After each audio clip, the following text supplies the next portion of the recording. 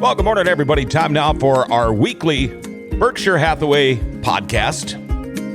Joining us in the studio, welcome back once again, John Brodeen. How are you today, man? Hey, thanks for having me, John. I'm good. Boy, a lot of things happening, especially in your world and especially with interest rates. Yeah. I know they've been crazy low. How are they now? They're still at like 2.625 on a 30-year fixed rate conventional loan. Crazy low. They've been low almost all summer. Mm-hmm. So maybe buyers who are just getting into the market don't realize how amazing the timing is. Like, to put it in perspective, up until now, the lowest rates in the past 50 years were in 2012, and it was at 3.31. I was going to ask you that next, if you could even remember them being this low. Yeah, no. Okay. And they've really never been this low. The highest rates have been in the last 50 years was in 1981 at 18.63%. Wow, you go 18 point whatever down to what it is now. That is unbelievable. Yes. So when somebody says, "Oh yeah, when we bought our house back in the 80s, we bought it for $70,000," Mm-hmm. but their payment probably wasn't too far off of right what a similar home would cost today, because their interest rates were so high. So the highest rate in the last 10 years was actually last year in 2019. Rates got up to 5.34%. They're way down. So if you've been living in an apartment or thinking about buying a different house, maybe upgrading, getting a little larger house, now is definitely the time to do it. Now is definitely the time to do it.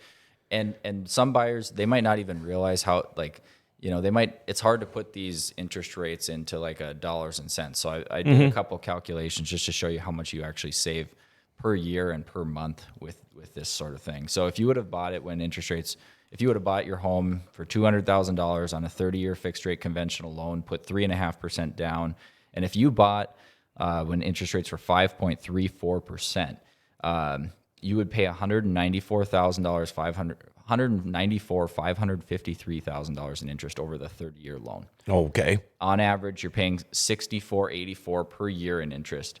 And so if you were to buy that same exact house now at 2.625, you'd be paying $86,067 in interest over the 30 years.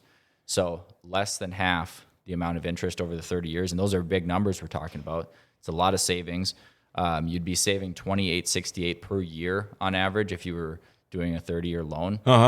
What a lot of really smart people are doing is lowering their loan term. You have a few options. You could afford a bigger house. You could go with a shorter loan term and pay even less interest over the term of the loan. Sure. Your payments might be a little higher, but you're paying less interest because, you're paying off the loan quicker than 30 years. Yep. And most people stay in a house for, like 7 or 8 years. Mm-hmm. Right? So if you're doing a 15-year loan, the amount of equity you have after 7 or 8 years, you've got a lot of equity to put down towards your next property. Absolutely. When you say average of 7 to 8 years, I don't get that because I hate moving. I know. It's just people a pain. Outgrow their houses. Yep. Then you've got the people who were in their, nice big forever home and now they're empty nesters and they want to get into something smaller and more efficient. But we see some people who will live in a house for 30 years. Yep. But it's usually there's the starter home, then there's the move up home purchase, then there's maybe even one more. Yep. And then there's the downsize maybe. Yeah, well, that makes sense. You start with your starter home. You start to have a family. You need a bigger home.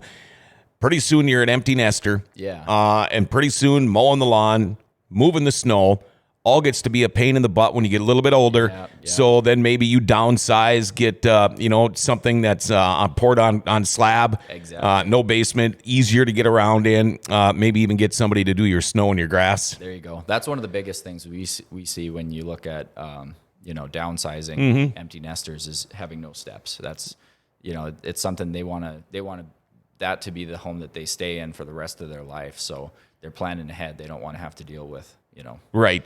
Now, okay, so with the interest rates being what they are, say I'm buying a house, 30-year mortgage. Now, is the amount of the interest you pay on, say, your first mortgage payment, is that going to be the same as maybe your very last one 30 years down the line? That's a really, really good question. No, it's not. So these mortgages are front loaded. That your first year's worth of payments, I'll just take a step back. So when you have your payment, it's broken down usually into 4 parts. There's principal, which is the actual loan pay down, the part that you keep essentially. There's interest. So they call it P&I, principal and interest. There's the principal portion, the interest portion. You're going to escrow for taxes and insurance. And then if you put less than 20% down, you're going to have private mortgage insurance that you've got to pay each month. Yep. So your first year, you're paying that principal and interest portion, you're paying almost all interest and barely any principal at all. Right. So, for example, on that, when you're looking at the 5.34% interest, you're paying over $800 a month for the first year and a half in interest alone. Wow. And then with the example of the 2.625, you're only paying $420 a month for the first year. And then it goes down. And I think once you get around like year 10, you're around like you're paying about half interest, half principal. If that makes sense. And then it just keeps on going down from there. So on year 30, you're paying almost all principal. That's where it's really, really nice to have a 15-year loan where you have a faster pay down because you just pay so much more principal each month. In 8 years, when you're ready to move, you have so much equity in your house that maybe you can make a down payment, a 20% down payment on your next home without having to come out of pocket anything. You're just using the equity from your current home, and then you're able to skip the mortgage insurance on the next one. Or, of course, you can use it and buy a bigger home, and you've got tons of options. Right. And what about now paying extra on your mortgage? Can you do that monthly, or would you recommend that, or maybe making an extra mortgage payment every year? Would you recommend something like that? Yeah, so that's another really good question. There's a few different ways you can do it. You can pay extra principal each month, and the nice thing about that is then you could have a 30-year loan, pay it off at the rate of a 15-year loan. But if you ran into hard times and you wanted your payment to go back down lower, you can do that because you've got the 30-year locked in.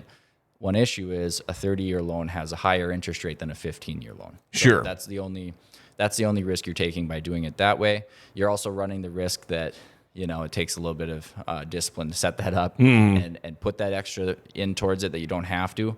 So there's maybe more risk that you just don't do it.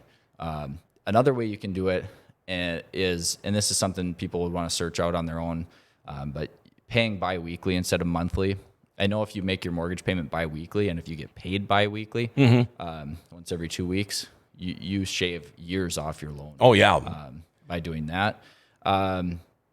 So those are probably the 2 ways that make the most sense. If you really want to make yourself commit to it, then you just get a 15-year loan. Okay, because somebody had told me one time that if you have a 30-year mortgage and you pay 13 mortgage payments a year, they were trying to tell me it knocks off like 10 years, but I thought that sounded way too good to be true. I honestly wouldn't be surprised. It's a lot. I mean, even if you pay biweekly, you shave years and years off of your mortgage. I wish I had the numbers in front of me. Yeah. It's like I could tell you, but it would be as easy as a quick Google search for your listeners to check that out and see how much you actually save. And of course, it's not just 15-year, 30-year. There's 20-year loans. A loan officer can pretty much do any loan option that you want. The shorter of a term you do, the better interest rate you're going to get. So it's definitely worth talking to a mortgage professional about. And, the only reason I asked you that is because, for example, when I go in and pay my truck payment, I'll put so much money down for the payment, and I'll have money coming back or whatever, and she'll just ask me, well, do you want to just put this down? And, and then at the end, it just gets done quicker. And I didn't know if it worked that same way with buying a house either. Exactly what you just said. So not only are you a realty expert, but you kind of sound like you've got a lot of experience in the banking world too. I mean, sometimes with you, John, I don't know if I'm talking to a realty expert or a banker because you are kind of a numbers guy, aren't you? Yeah, and I like to follow the numbers for, the market and everything. I think that's a really important part of our job is to know the market better than anybody else. And I put a lot of work into that. But I work really closely with the lenders who I refer to. They're the professionals in this, in this aspect. I'm just kind of the messenger. So for any difficult question, I'd refer to them. We work very closely with them. So that's the only reason I know anything about that kind of thing. Now, did it take you a while? I mean, I'm not sure how long you've been in this kind of a business, but did it take you for a while to figure out who the lenders were you wanted to work with? Because I know some people like other people more than others, but Yeah. and in order to get, to find the people that work best with you, how hard was that? Was it difficult? Yeah, so I've been in the business for 6 years, and the lender that I refer to the most, I've got one that I really can trust and count on. Sometimes different situations, I know a different lender, might be able to finance this type of property, and the one I normally send it to can't. I've had situations where, I've worked with a lender, and I'm like, oh, I probably won't work with them again just because of a way that they did business. for Okay. sure. So yeah, it has taken it's taken years before I've got somebody where I feel completely comfortable with, and I know when I send somebody to them, they're going to be really well taken care of. Quick story, and this isn't about a lender, but it's kind of similar. I had gone through the same insurance company for years. When I bought my new home, I had found out after I bought it that my insurance company would not insure it because it was a log home. And I had to do some, a little bit of searching. Yeah. But, these are other things that can pop up that, people might not realize. Yep. I guess there are insurance people in town who are able to sell from lots of different companies. I've had good success with them. I don't know if it's an insurance like broker or how it works, but they're not tied to just one company. They can Right. sell insurance from Yep. a number of different companies. For my own stuff, I've had success with that because then they're able to shop and get a cheaper rate, Right. and that sort of thing. It's definitely for mortgages and insurance and everything like that. It's always worth talking to a few different people.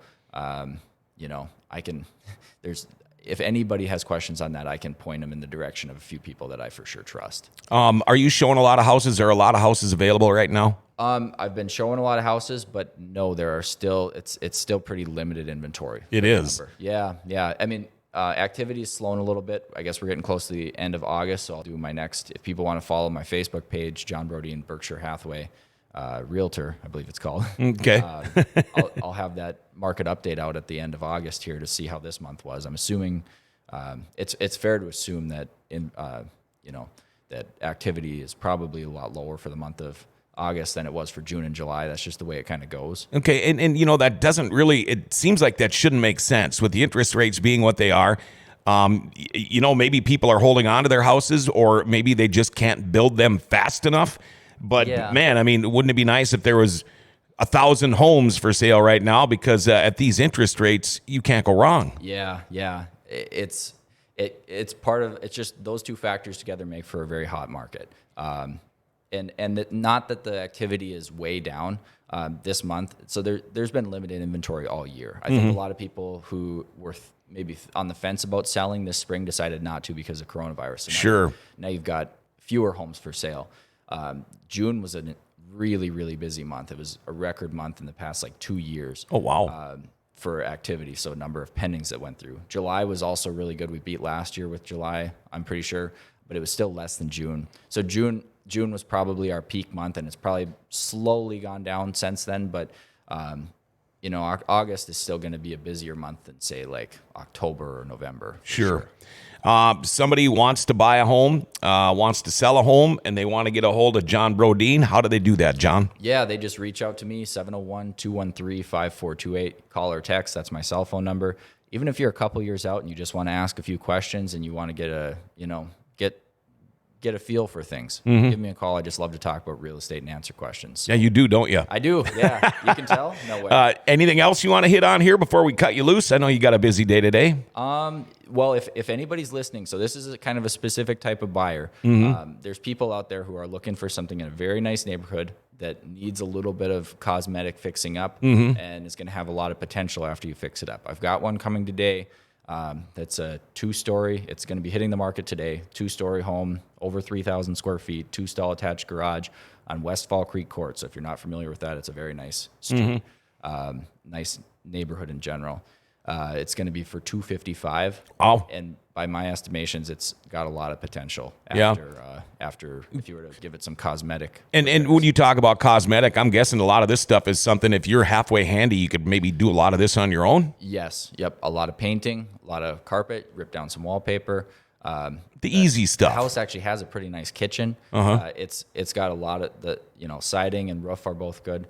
So I think this is a unique opportunity for that type of buyer. So if they want to set something up on this listing, they can give me a call or text 701-213-5428. All right. Hey, thank you once again. Yeah, thanks, John. Hey, that's John Brodeen. He is one of your realty experts at Berkshire Hathaway. You heard his phone number. You got any questions? Maybe you're looking to buy or looking to sell. Get a hold of him, all right? John Brodeen, Berkshire Hathaway. And that wraps up our weekly Berkshire Hathaway podcast. Until next week.